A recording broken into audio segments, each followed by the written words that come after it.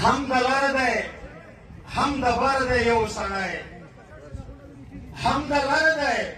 هم د بر دی یو سړی ما ته ډېر زیات معتبر دی یو سړی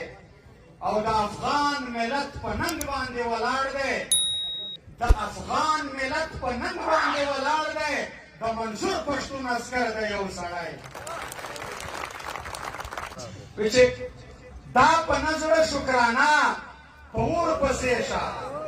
تر مطلبه یارانه په اور پسې شه لوپټه چې د ناموس یې په سر نه وي مړه داسې پښتانه او چې ډکېږي همیشه زمونږ په وینو ملک ستا د خزانه او چې د حق په ځای کې پاتې چوپه خوله شي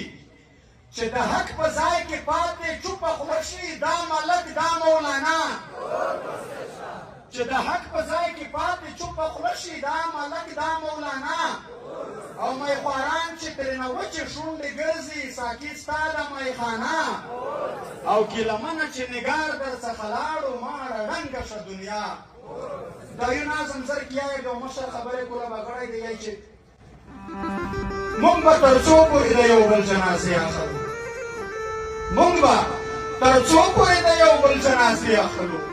په پښتونخوا وطن کې هره ورځ لاشونه وینم په پښتونخوا وطن کې هره ورځ لاشونه وینو کله د پلار کله د ورور مات اندامونه وینو له هرې خوا د یتیمانو فریادونه راځي د هر ورور جان اخ پلار جان آوازونه راځي د هر یو کلي نه د مړو اعلانونه راځي د لر او بر افغان وطن نه متلونه راځي د لوبو وخت کې وي معذور مو شي بچیان د وطن ورته بمونه شخوي څوکیداران د وطن زمونږ په غوښو یې ماړه کړل سپي لوان د وطن خو بیا مو هم په یوه خوله نه شول مشران د وطن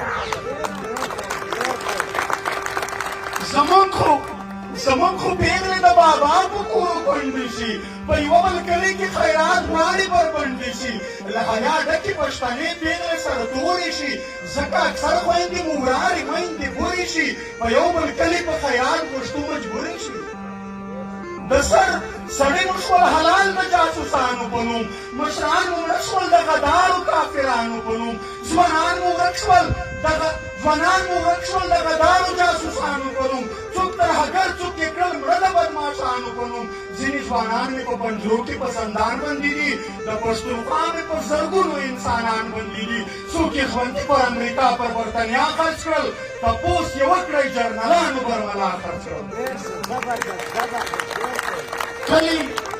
کلي کورونه بازارونه راته ړنګ کړل پنجا